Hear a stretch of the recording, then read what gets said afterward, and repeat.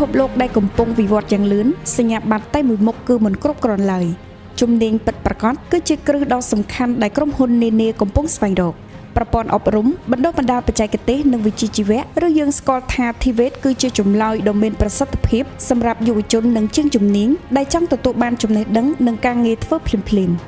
ការបណ្ដុះបណ្ដាលក្នុងប្រព័ន្ធ TVET មិនមែនមានតែការអង្គុយរៀនក្នុងថ្នាក់នោះទេវាត្រូវបានបែងចែកជាវិធីសាស្ត្រសំខាន់ៗដែលផ្ដោតទៅលើការអនុវត្តផ្ទាល់សម្រាប់អ្នកចូលចិត្តការសិក្សាក្នុងគ្រឹះស្ថានប្រព័ន្ធនេះផ្ដល់នូវច្រកផ្លូវ3កម្រិតចាប់ពីការបណ្ដុះបណ្ដាលជំនាញរយៈពេលខ្លីដើម្បីក្លាយជាជាងជំនាញរហូតដល់កម្រិតបច្ចេកទេសជាន់ខ្ពស់ដើម្បីក្លាយជាអ្នកគ្រប់គ្រងការងារនិងកម្រិតបរិញ្ញាបត្របច្ចេកវិទ្យាសម្រាប់វិស្វករអនុវត្តដែលចេះប្រើប្រាស់បច្ចេកវិទ្យាទំនើបដូចជា AI និងស្វ័យប្រវត្តិកម្ម TVET គឺជាការអប់រំបណ្ដុះបណ្ដាលបច្ចេកទេសជីវៈដែលផ្ដល់ការប្រមូលមានភាពបត់បែនបានន័យថាយើងប្រមូលតាំងពីវគ្គមួយសប្តាហ៍វគ្គមួយខែ2ខែ3ខែ4ខែ1ឆ្នាំទៅ2ឆ្នាំទៅ4ឆ្នាំហើយតាមរយៈយន្តការនេះការអប់រំបណ្ដុះបណ្ដាលបច្ចេកទេសនេះគឺឃើញហើយគឺវិធីសាស្ត្រនៃការប្រមូលក៏ដូចជាវិធីសាស្ត្រនៃការបង្រៀនគឺយើងបត់បែនទៅតាម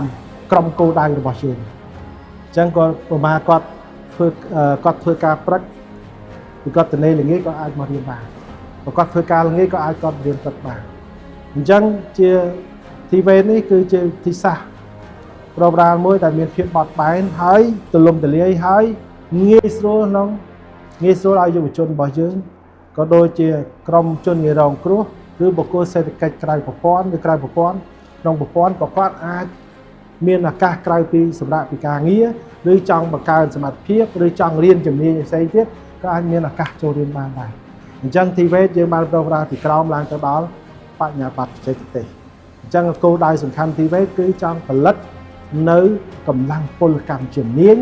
ដើម្បីគ្រប់គ្រងទៅដល់ឧស្សាហកម្មគ្រប់គ្រងទៅដល់ទីផ្សារការងារ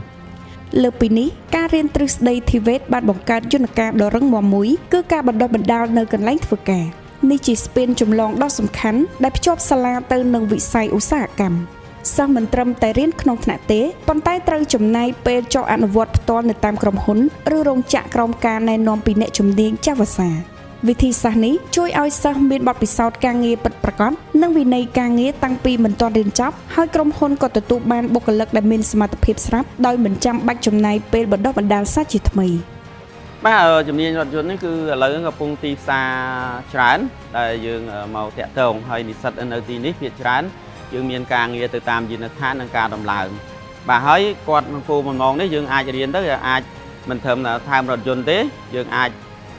ទៅធ្វើការផ្សេងដែលតាក់ទងទៅនឹងវិស័យរថយន្តហ្នឹងឬក៏នៅឧស្សាហកម្មបានដោយសារគាត់រៀនផ្នែកមេកានិកយល់ដឹងអញ្ចឹងនៅក្នុងការសិក្សានេះយើងអាចជាមួយ hydraulic ក៏យើងអាចធ្វើបានដោយសារយើងរៀននៅក្នុង hydraulic ហ្នឹងទៅយើងក្នុងនេះអាចទៅធ្វើការតាក់ទងនឹងបានហើយរាល់ថ្ងៃគឺយើងអាចធ្វើការនៅតាមយានដ្ឋានហ្នឹងបានច្រើនហើយនឹងទៅតាមតម្លើងរថយន្តហើយអញ្ចឹងយើងមានដៃគូសហការនៅក្នុងហ្នឹងដូចជាមាន GTV យើងមាន Ford ដែលហៅ OMA ហើយនឹង Toyota ហើយនឹង Hyundai ហើយមួយទៀតក្រុមហ៊ុនថ្មីនៅផ្លូវជាតិលេខ5គេហៅ CHD របស់ចិនហ្នឹងតម្លើងរថយន្តដែរអញ្ចឹងវាមានច្រើន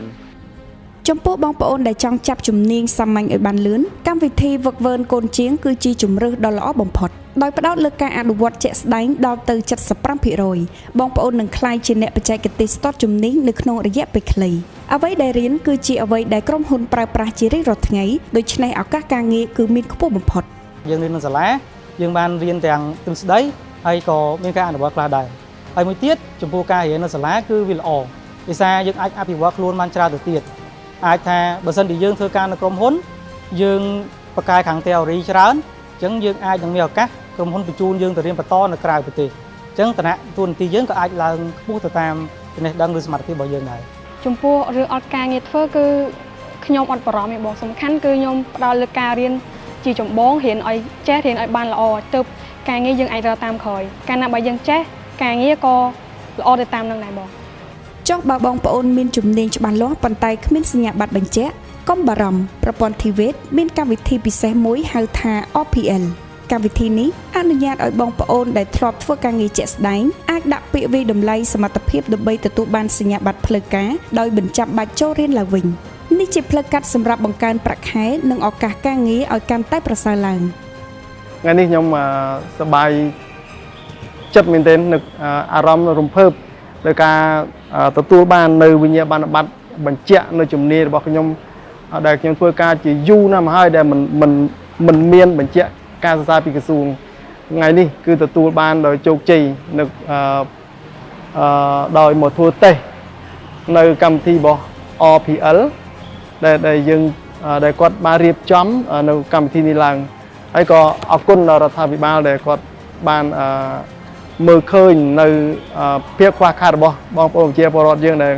គាត់មានជំនាញចំណេះពីមុនមកហើយមិនមានការទទួលស្គាល់មិនមានការបញ្ជាក់វិញ្ញាបនបត្រពីក្រសួង ជារួមមកប្រព័ន្ធ TVET គឺមិនមែនជាការរៀនយកតែសញ្ញាបត្រនោះទេប៉ុន្តែវាគឺជាការវិនិយោគលើសមត្ថភាពពិតនិងអនាគតពិតមិនថាអ្នកជាសិស្សទៅបញ្ចប់បាក់ឌុបកម្មករដែលចង់បង្កើនសមត្ថភាពឬអ្នកដែលមានបទពិសោធន៍ស្រាប់នោះទេ TVET គឺត្រៀមខ្លួនរួចជាស្រេចក្នុងការផ្ដល់ចំណេះដឹងនិងការទទួលស្គាល់ដើម្បីឲ្យបងប្អូនគ្រប់រូបមានការងារធ្វើនិងអាជីពដ៏រឹងមាំស្របតាមបដិវត្តន៍ឧស្សាហកម្ម Digital